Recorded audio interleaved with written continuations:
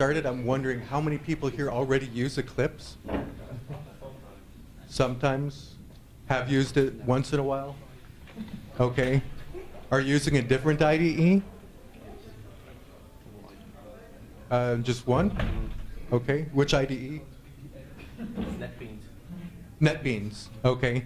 Right, that's the other most popular open source editor used for Drupal. And I really can't say which is better. They keep leapfrogging each other, and one editor may be better for some things and another for another thing. I personally love using TextMate, and I used it a lot of the time, but when I started doing Drupal development a little bit, I kind of had to standardize on Eclipse since it's what my colleagues were using. So, yeah, without further ado,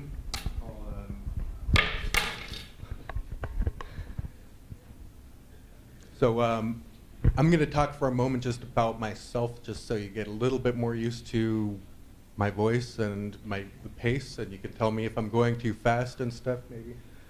If you're not understanding me, then we'll get into more technical things. So it'll give you a moment to get accustomed.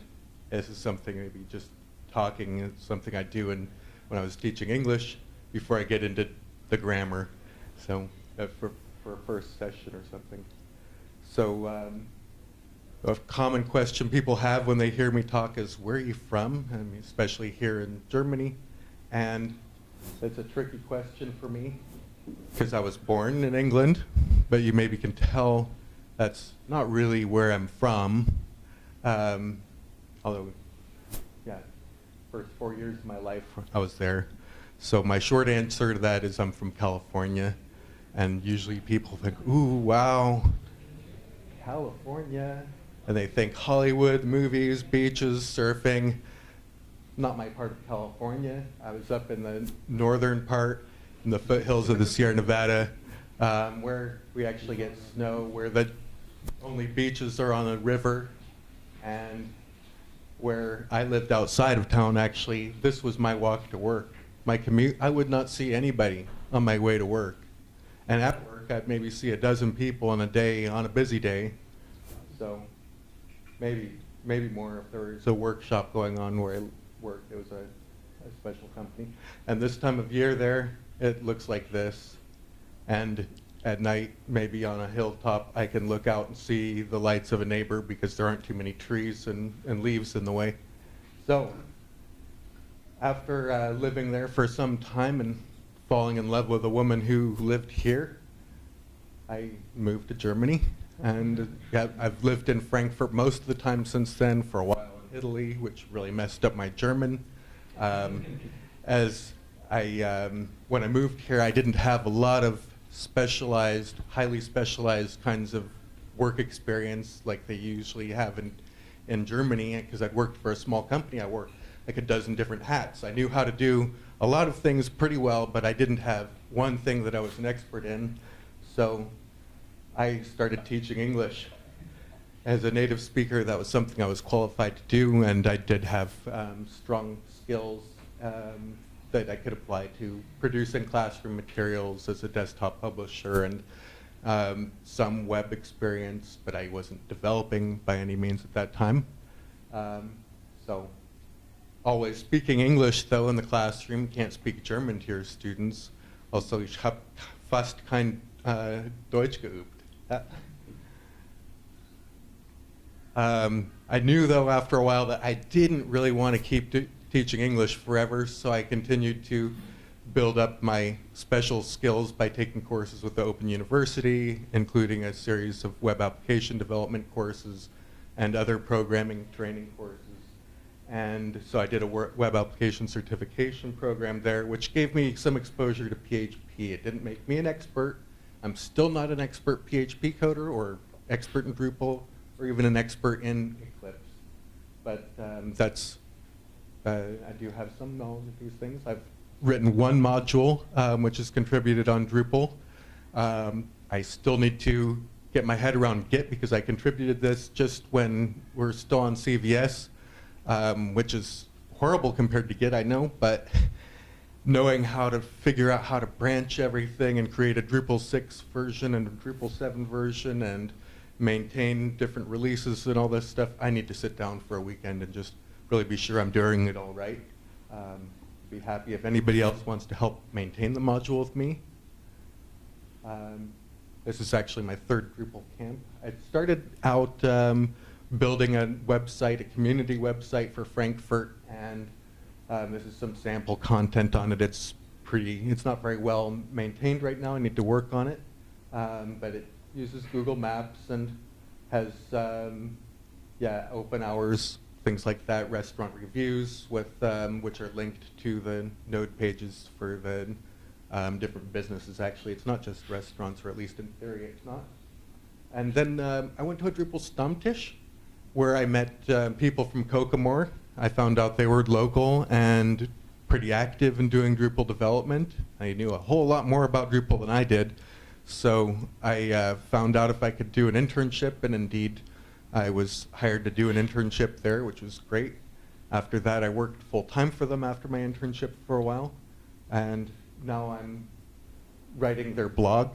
As I was doing that also before I went freelance, but now I'm just freelance, working part-time for them, and have some available time for other projects. So hopefully this will give me a chance to contribute more in the community and get a little bit more exposure, do a little bit more with Drupal, really, because during my work there at Kokomor, oftentimes I was doing things that didn't really relate to Drupal, just because that's how it goes in a production environment. So I write different blog posts and translate them.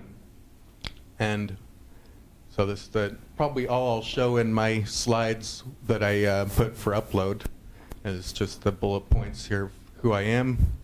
And that brings us to Eclipse, and you're coming in just at the right time if you're here for Eclipse. And these are the benefits as I see it of using Eclipse. If anybody knows of other things there that should be in this list, I think you can think of other benefits. It's got excellent debugger features built in. It's free. It's open source like Drupal. You can contribute. You can add documentation in their wiki. You know, I did that during the course of building up this presentation. I noticed some small errors, more just grammatical typo kinds of things, and just fixed them because I was there and I could. Of course, as I was showing here, it is a Java-based application, which means that in some cases you may find that it's a bit of a resource hog, and it may not behave exactly like the other applications on your system, especially if you're using a Mac. Maybe not especially, but the point is it's something that it takes a little bit of getting used to. I could also add other drawbacks. The interface is awkward. It's got a learning curve that's a mile long. It's really, it's got some usability issues. I mean, in terms of user experience, it could be better. It takes a little bit of getting used to. And that's what this is for. If you haven't already got Eclipse, just download it from their downloads page, which is linked here. It's actually going to be a clickable link in the PDF that I'll upload. So get the latest version of Eclipse Classic if you want. We're presenting on Indigo. This is the latest version of Eclipse. And the PDT bundles of Eclipse, which have the PHP developer tools, that's PDT, are not actually up to date.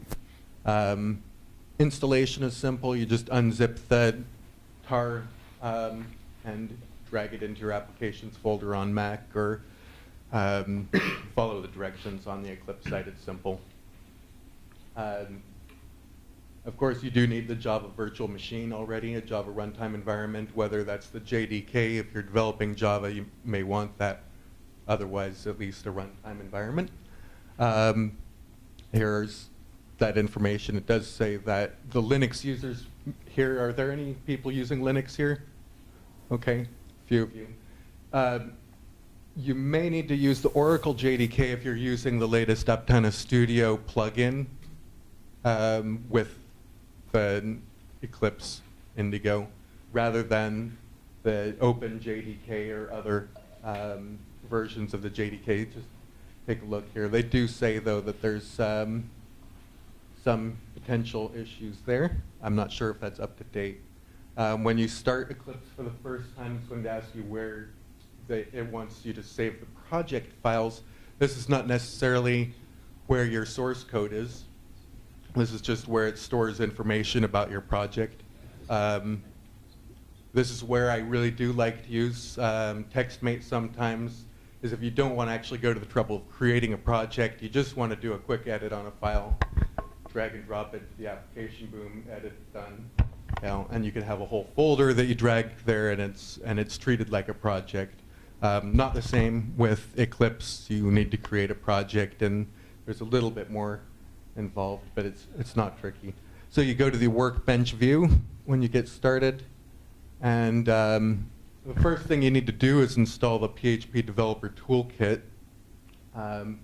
Unless you did download a bundle of Indigo that includes that, it's possible one is available, but I think right now at least whatever is not completely up to date. Up in the top right, there's a help menu where you install software. And the install new software feature takes you to another page here where you enter in, here I'm showing that Indigo, the default Indigo repository, does include the PHP developer tools, but I don't think you could probably read it there, but it's dated from May of last year, and at least at this time it is. And if you go to this, if you enter this in as a new repository, the PHP, well, the PDT updates, milestones, whatever, got it there. If you copy that in, add it, you'll find that there's a version that's from last month, I believe, and it's a milestone. It's fairly stable, not a just a development snapshot, I don't think. Is that what a milestone is? Is that not a pretty stable release? I'm not that familiar with the Eclipse developer community. Anyway, I'm sorry, I went a little too fast. All-in-one SDK is what I selected to install, which includes everything else that you have a checkbox for there. You can install without Myelin, which might take a small load off of things if you're sure you don't need to use it. There's also a source feature, which includes the source for actually creating, working with the PDT. And maybe I didn't need to. I could have selected everything else but that, or left out the Myelin. But this is what I did install, and this is everything that it included. Just so you know, I'm showing the full installation process just for this first plugin. I'll show other plugins, and I'll just show the site that you enter for the repository if there's a separate site and it's not simply found in the IDE. So I'm going to be skipping this for the other ones, but it'll make sure that you accept the terms of the license before it lets you click finish. It's like grayed out. You might not notice what you're looking at, but that's what it is. And it'll take a little while to install the software. And before your functionality of that is sure to work correctly, you need to restart with pretty much everything. If you're making several installations at once, you could do several installations and then restart.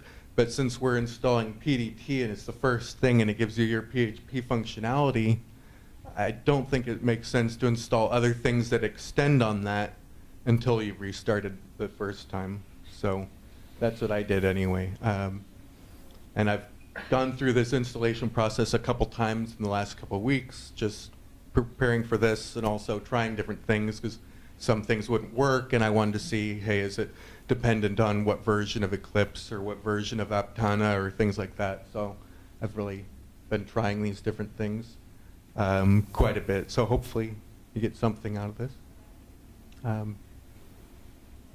Again, please stop me if I'm going too fast, if you don't understand, or if you have a question. I probably don't know the answer if you do, but maybe somebody in the room does, and it's worth just getting it out there now rather than trying to hold that in your head, hold the question in your head and not pay attention, because I know I'm moving along pretty quickly because there's a lot to cover. I could speak for 45 minutes on just one little part of Eclipse, and there's just so much that you can do, like the whole settings area, preferences is a nightmare. I mean, there's just so much to cover in there that you can spend hours going through it and tweaking it and experimenting with it, and you'll get more preferences as you install more plugins. So yeah, be aware of that. That's where everything takes place, is in the preferences panel. Well, everything except for the development, but a lot of important things are there. So I also installed the extend.us download. It's a plugin rather for Eclipse development of Drupal applications. What it does is it recognizes .module files as a PHP file, so that when you try to open them, it opens in the editor and the syntax and everything is highlighted as PHP, and autocompletes are for PHP. And when you create your first project, you should start with the top folder, you know, your Drupal root, so that everything is recognized, so that functions which are in your module that you're writing that are calling Drupal functions, you can jump to the declaration of those Drupal functions, and you can look for other modules that are using those functions if you need an example of them, you know, right within your IDE. So that's just something to point out as you're doing that. So this is what they call Drupal for Eclipse PDT. And when you install it, you won't immediately see any difference. I expected to find file templates or something. I wasn't really sure what this was doing. And that's when I saw here, okay, what it does is it gives you content types. That by the content types, info files and translation files are known as text files. So .info is known to be a text file. And .install, .module, .test, these are known to be PHP files, and they're known to belong to Drupal. So another useful plugin that you'll probably want if you're doing any contrib work for Drupal is eGit. There are other plugins, for instance, in Aptana.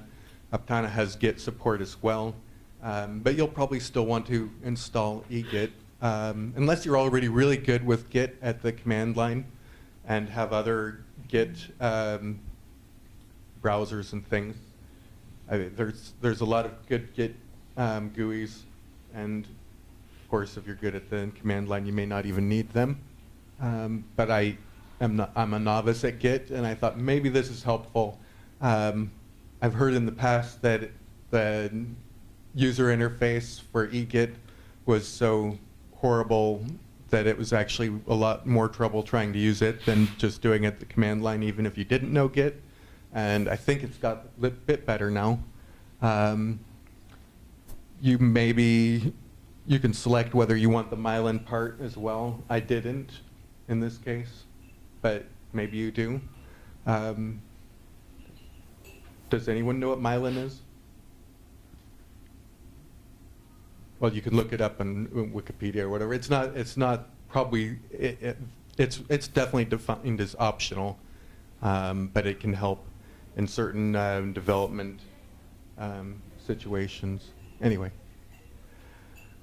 so at first, when you want to start using eGit, you're going to want to open up a new perspective. At the top, there's a little icon there. It has a little yellow plus on it, and it's not going to be showing in the drop-down that appears, so you select Other, and then from the options, Git repository exploring should be there if you've got a Git installed.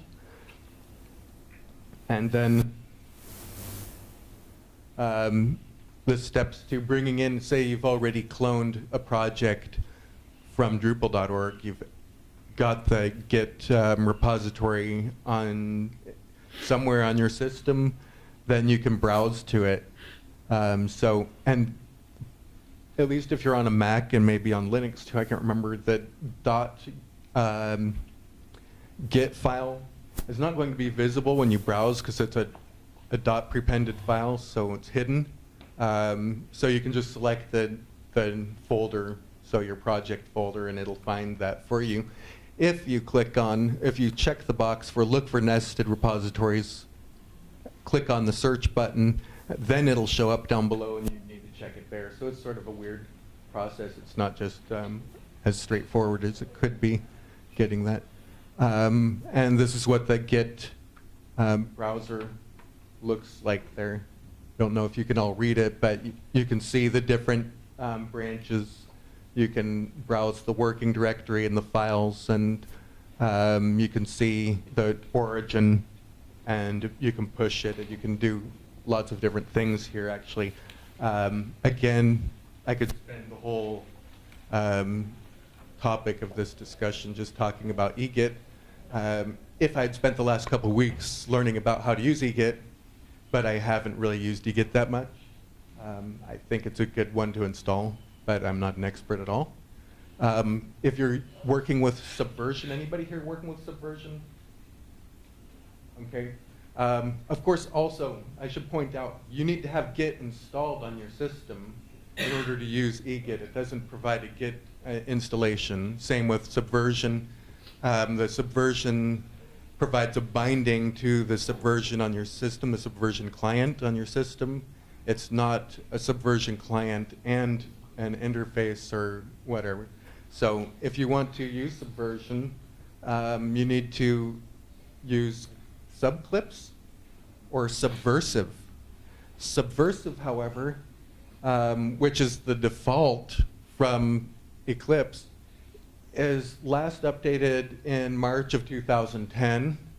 And when I accidentally tried it the first time that I tried to set up my Eclipse setup at Kokomore, and I found, okay, here's the bindings for Subversion.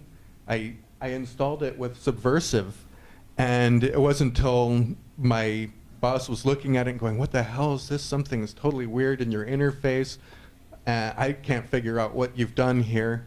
Then we realized, okay, I had Subversive, not Subclips. There may be some benefits still to having Subversive, but generally, you can see the ratings on it, 287 versus 97. So basically, everything I've read pretty much says you really want to use Subclips, which is from Tigris, the guys who actually invented Subversion. So I think that makes more sense than using the default.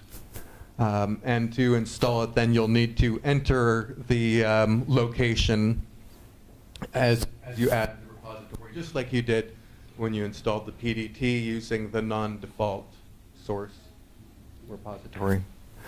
So it's pretty basic. It's the same as before. You can just decide what you want to install and what not, if you know what the different options are and you want to keep it slim. Preferences. I said this is where everything takes place, where all the tricky stuff is. The big thing, if you don't do anything else, really, is to make sure you follow the Drupal coding standards. If you're going to commit, who here is interested in committing code to Drupal.org? Okay, not so many, but it's still a good idea to follow the Drupal coding standards, even if you're working just with one other person on something that's a custom module, say, because if you don't follow the same standards, you're going to be committing, kind of fighting about how to do things, and it's white space. Are we using tabs or are we using spaces? In Drupal, we use spaces instead of tabs. This presentation isn't about coding standards, or it could be 45 minutes just on that, but do you all know the coding standards for Drupal? Have you seen this? Do you at least know the tabs versus spaces and two spaces kind of rules? 80 characters in a normal line unless it's a long translated string. Anyway, These are the kinds of changes you need to make. Insert spaces for tabs is a checkbox here under the general settings for text editors, and you want 2 spaces instead of 4, which would be the default. I put in a show print margin at 80 just to help keep my lines from getting longer than the Drupal community wants our lines to be. You'll notice a lot of very well-regarded contributors, though, in the Drupal community do have modules that are not wrapped shorter than 80 characters. Possibly part of that is just so that they're not making changes at this point. Some of these standards may have come in later than the module was developed, and if that's the only change between one release and another, it can make it a little bit tricky to sort out the code lines that have changed and things, which ones are important. So you would want to do that all in one swoop. UTF-8 is obviously also important. You want that instead of like Mac OS 10, Mac encoding or Windows encoding. And the same for the text line delimiter. So change the settings there under your preferences general workspace. It's a really strange place. And when I reinstall Git, I actually have to go and check to find where this is. I checked my presentation the last time I did it because I couldn't figure it out. I'm like, where the hell is that? It's in a strange place under the workspace preferences. So I mean, to me, that doesn't really make sense. Maybe it makes perfect sense to someone else. They won't have trouble finding it, but I have trouble finding that. So again, you're going to have to do the same thing for PHP formatter. Tab policy is spaces instead of tabs. Indentation size is 2 spaces. And then indentation for wrapped lines, I think it's normal to have those be indented 2 extra spaces. That's how I like to do it anyway. And same for array initializers, so I put that way. And another really important one, though, for the coding standards is not to have trailing white spaces, because if one person commits with white spaces at the end of a line because they've broken a line to a separate line, but it still has a white space at the end, and then there's lines where you're moving down and the indentation is still there, but that's the only thing on the line, an empty line with just white space in it. Then one person has a version with the white space, another person doesn't, and you're looking at what are the differences between these 2 files. And if you have like hundreds of differences, but there's only a couple important ones, all the rest of it is white space, it just kind of makes it a headache. So avoid that by checking this remove trailing white spaces in the save actions under the editor settings for PHP. And that's pretty straightforward. And then using spaces, again, you'll need to do this for CSS. I'm not going to take any time to go through these slides now. You do it for CSS settings. You could follow these. I will upload the slides. So it's the same for HTML files. Spaces instead of tabs. Spaces instead of tabs for XML. And more stuff involving preferences. It's where you also go if you want to import the Drupal templates which are available. There are hook templates which are for the core hooks. Not all of the contrib hooks. That would probably be too many hooks if you're not coding for all of them. But if you wanted others, it's not that hard to create templates too. And I'm demonstrating that a little bit too. So if you're using the same hooks from Views API, for example, or CTools, whatever, you can create a template to save yourself time.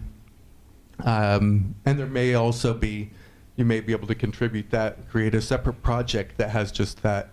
So there's a project on Drupal.org called the Eclipse IDE project, or it's just project/Eclipse. This just has the hooks. Like I said, it has the hook templates for all the core hooks.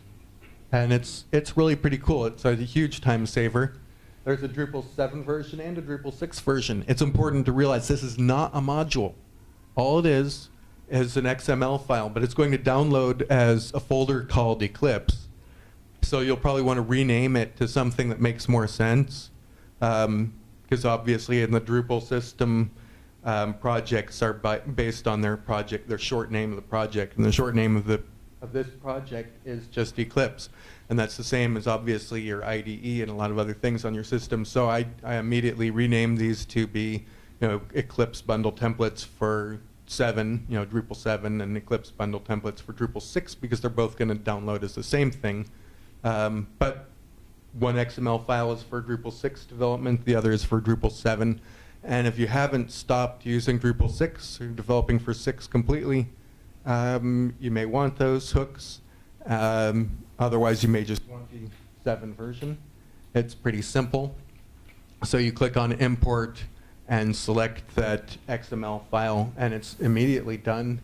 This is a quick screencast type demonstration of that, selecting the editor, the templates, click on Import, click on that Drupal.xml file, and boom, there they are, hook action.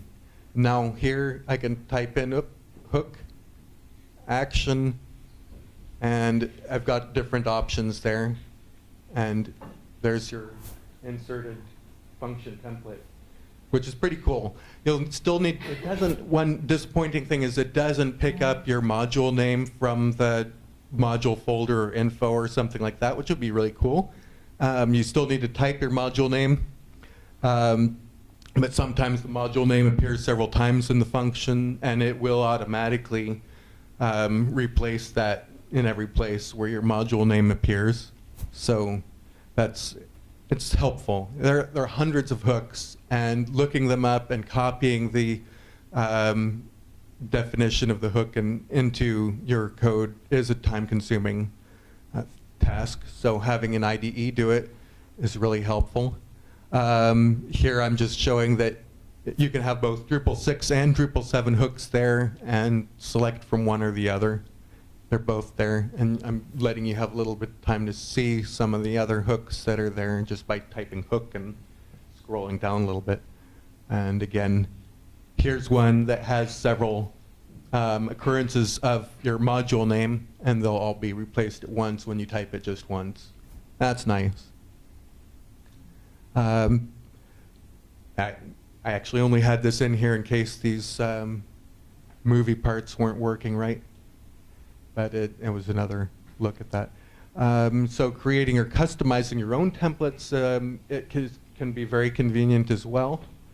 Say we have, this is the starting point here that I used, is to look at an existing template. How is it done? If you go into the edit mode for the hook action info alter, you'll see what they do is they have a $sign before the curly braces and module name, and that makes that a variable part that ends up being the module name in your code. Every other $sign that's actually in the Drupal code gets doubled, so you need a double $sign, okay? And where you want your cursor to be, you have $, curly brace, the word cursor, and then the closing curly brace.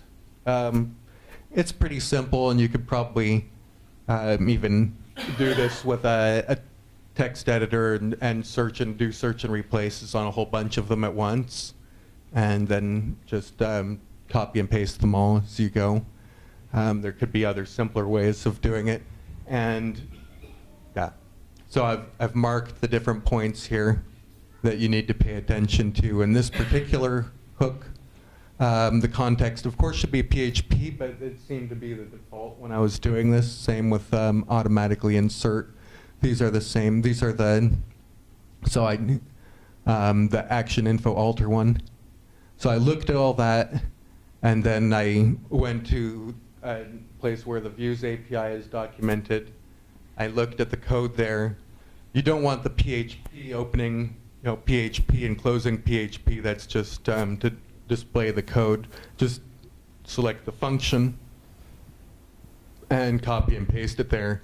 and then give it a name that again shows that it's like Drupal 7 views, hooks, views, forms, submit, whatever, something, a description and a name that lets you know that it's not a core hook, but it is a Drupal hook, and it'll still show up in the list, you know, alphabetically of all your Drupal hooks. So when you're typing hook, blah, you'll see that it's not a core hook, and these are, you can figure out your own naming convention that works well for you, but I think that makes sense. So you copy and paste and make the changes where you need to, double up the $signs, put in, you know, where there's a module name that needs to appear instead of hook, because remember what you had before is function, hook, views, form, submit, and that becomes, you get rid of the word function, you get rid of the hook you get rid of the word hook rather, and you replace that with the name of your module, and that's then the name of your function.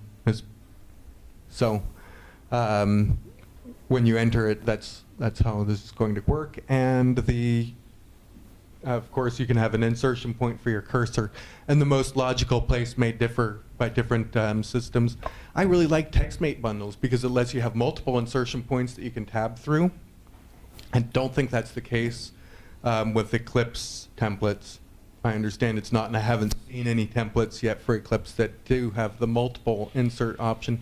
But I think it might be possible with Aptana, with the system they have for importing and using the Drupal bundle for TextMate, which they have bundled. I just couldn't, I'll show you that in a bit. I couldn't actually get it to work. Even when I uninstalled the other ones and did a full, complete install, I tried different ways. But I'm probably just missing something simple, and if so, I'll update that. Because I'm also going to make a blog post of all this. So in addition to a downloadable PDF, you should be able to follow these directions from a blog post too, which will have other things linked and some information, and I can update it. So keyboard shortcuts really will save a lot of time and a lot of frustration. It'll keep you from having to reach over and use your mouse all the time, because there's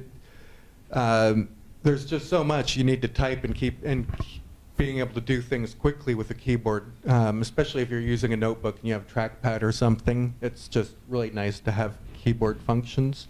Some of the really great ones, if you have something selected, like a function name, you can go to every occurrence of that function name using, well, I'm going to show you most of these now, but these are the different keyboard shortcuts. And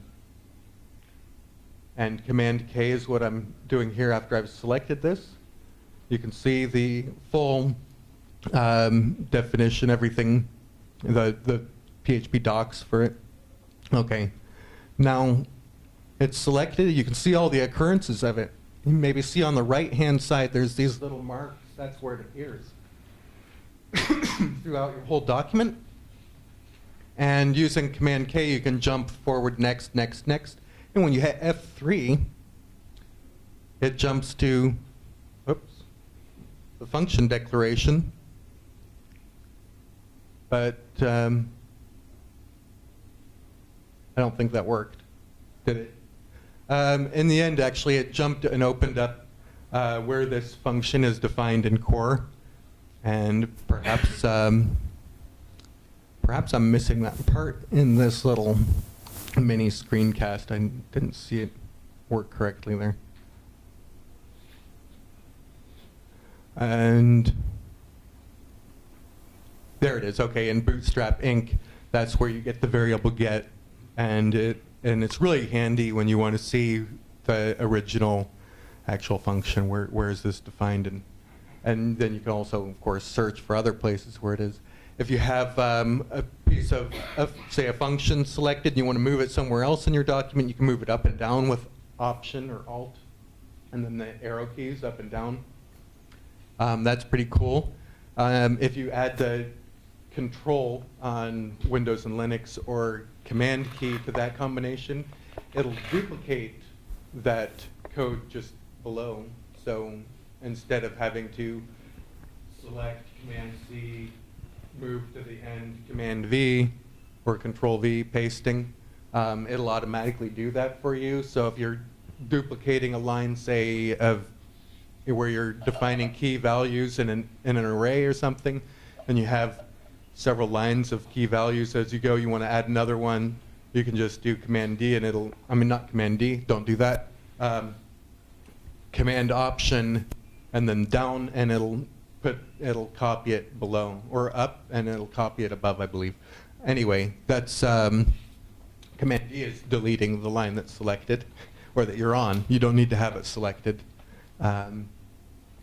So don't do that by accident, especially don't notice that you don't do that. Here on the left in the PHP Explorer view or browser, you can kind of see that. Can you all see this?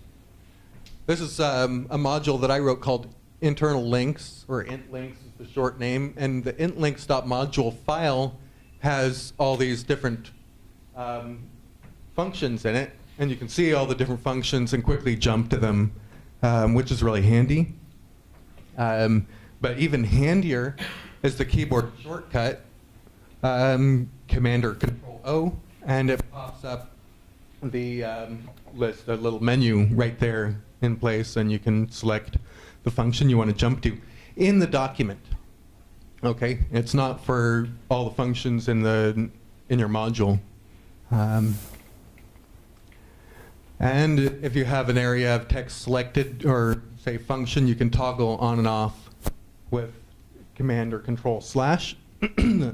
Toggle on and off the commenting. Really very useful. And if you want to adjust any of these, the settings are in Preferences, General Keys, and you can change them, you can view them, and learn the ones for the context. I sorted them by when, which gives you a context, sort of the kind of places you're likely to use it.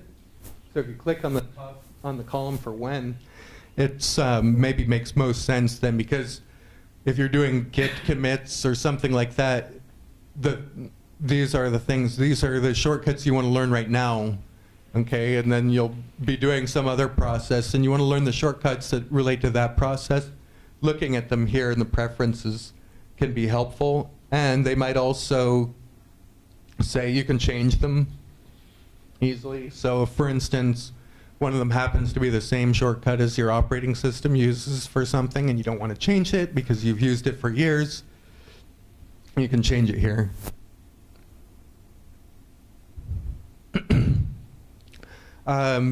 Another useful plugin with some limitations is the Autic Eclipse word wrap plugin. The thing is, Eclipse doesn't automatically soft wrap lines, which other text editors, some do. So if you have a window, if your monitor isn't wide enough to view the whole line, or you have different panels open, you can say add this and it'll help. So the location to get that from is here. It's simple. It's the same as any other plugin that you've added. Here you can see there's the 80 character line mark that I selected to have in my preferences, in the editor preferences. And word wrap is off, and some lines in the admin menu module are way, way longer than 80 characters, maybe even more than twice as long as 80 characters. And these aren't lines of like long translation strings or something that shouldn't be broken. These are things that can easily be split and will automatically split, but just soft wrap. It doesn't actually change the file. When you drag the window smaller, or if it happens to be smaller already, or if you open up a different view, say these different side panels that appear in Eclipse, which they call perspectives, by the way. If you open one of those and it suddenly makes this panel narrower, or maybe if you're doing a compare, but then you come to the issue that, notice they're wrapped, but the wrap does not fix the line numbers. The line numbers now are incorrect with word wrap on, so you'll want to toggle it on and off. There is a keyboard shortcut for toggling it on and off too. I think it's Control Option or Control Alt W. Huh? The line must get actually wrong.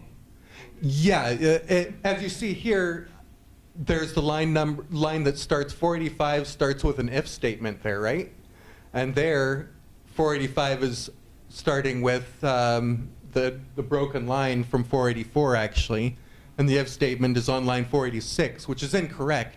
It's not actually like that in the file, but if you have word wrap on and you're looking at debugger output or something, or an error message that's saying there's a problem on line 1063, and you go to line 1063 and there's nothing even resembling the error message you're seeing from PHP, this is why you should turn off your word wrap then, because this is the problem, this is the culprit. In this case, if you do want to be using something with word wrap, and there's some other nice things about it.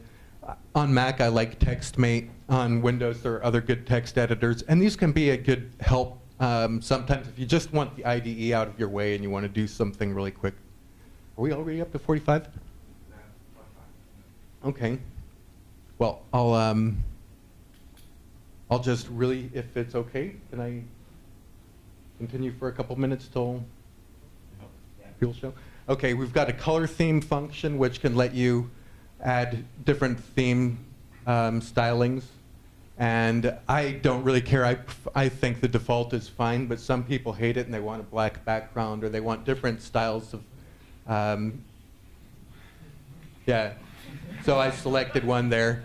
I decided I didn't like it actually once I had it, and I went back to default, but as we say, your mileage may vary.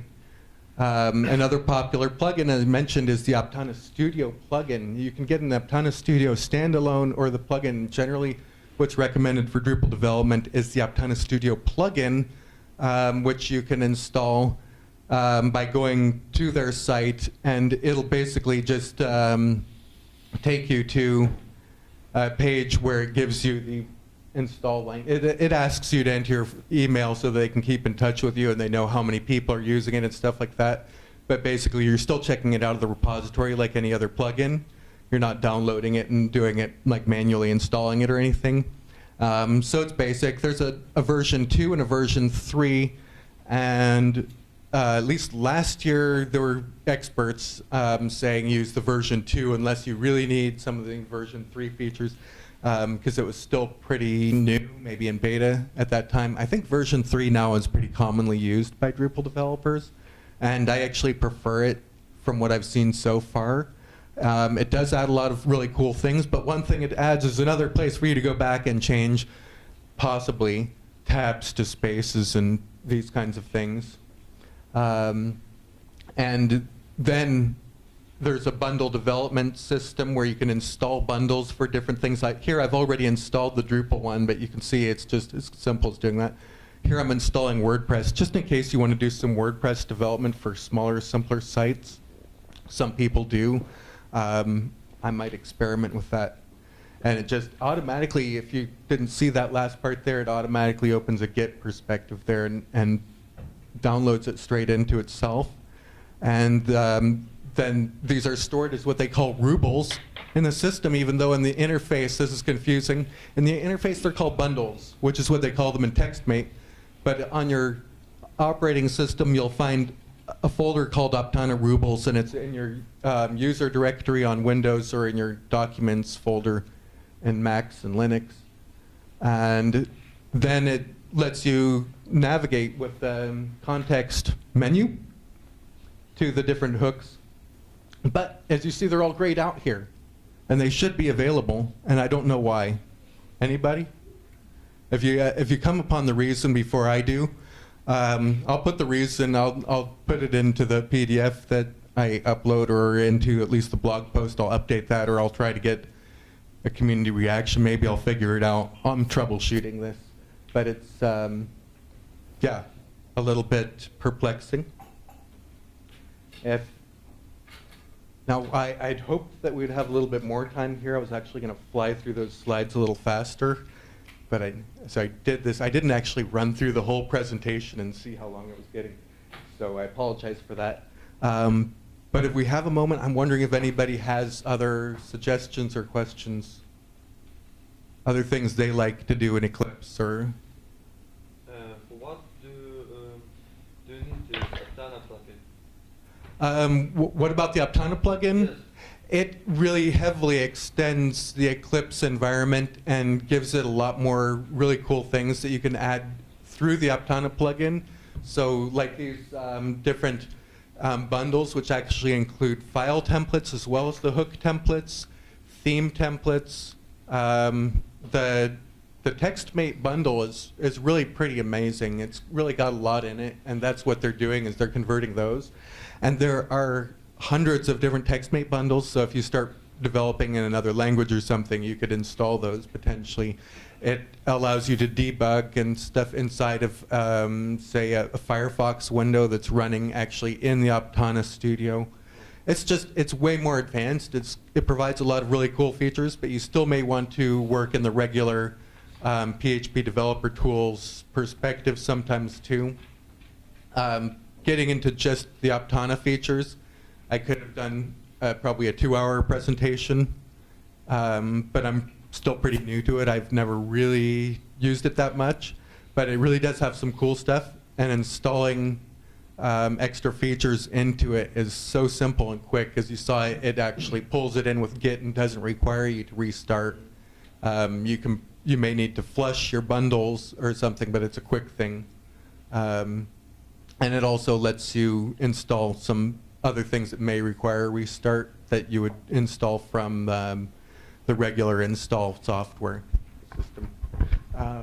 I think we're well over time now, and I should really pass the mic on to our next presenter, right?